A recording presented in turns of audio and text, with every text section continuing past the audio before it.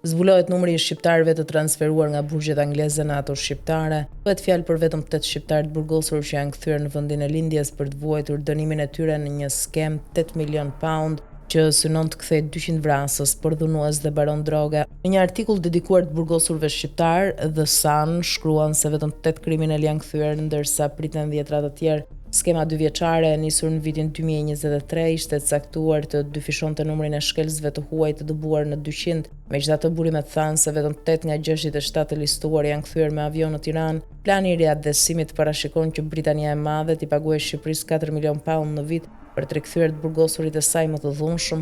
Marrëveshja fillestare përfshinte 12 vrasës, 8 përdhunues dhe më shumë se 100 të tjerë të akuzuar për vepra droge dhe armëzjarri. Një vonesë e kthyer në Shqipëri ishte mbreti i drogës Klodian Çopja, i cili u kthye me avion marsin e kaluar për të vuajtur dënimin e tij 17 vjeçar në një burg shqiptar. Edhe Erald Mema, i cili u dënua me 25 vjet në 2018 për rolin e tij kryesor në një operacion të madh të kontrabandës së kokainës, është rikthyer gjithashtu në Shqipëri.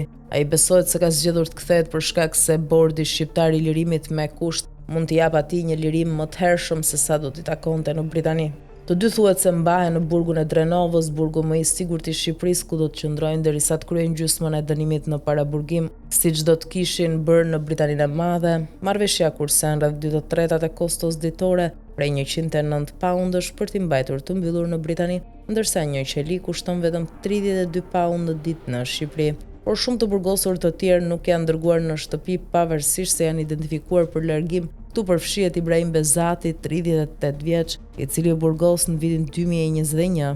Grabitqari i rrezikshëm seksual u burgos për 17 vjet dhe ende do të shërbejë pjesën më të madhe të tij në Shqipëri, si pjesë e marrëveshjes së shkëmbimit. Një tjetër që pret të deportohet është vrasësi i dënuar Dorian Piria, 36 vjeç, i cili u burgos për 19 vjet në vitin 2021. Pasi komplotoi për të vrarë një tregtar rival droge në Hartlepool. Hamawand Ali Hussein, 30 vjeç, u godit në kokë me një armë në vitin 2019. Piria planifikoi ta vriste atë për të zgjeruar fushën e tij të shitjes së drogës. Përdhunuesi Klodian Samuri, 31 vjeç, gjithashtu pritet të kthehet pasi sulmoi seksualisht një grua. Shumica e pengesave të transferimeve thuhet se janë për shkak të ngarkesave të prapambetura në sistemin gjyqësor shqiptar, i cili duhet të njohë një dënim britanik përpara se të përfundojë një transferim. Shifrat tregojnë se janë 1273 shqiptar në burgjet britanike, më shumë se çdo shtetësi tjetër e huaj. The Sun shkruan se në fillim të muajit zbuloi se si vrasësi i policit mafioz shqiptar Maksim Çela,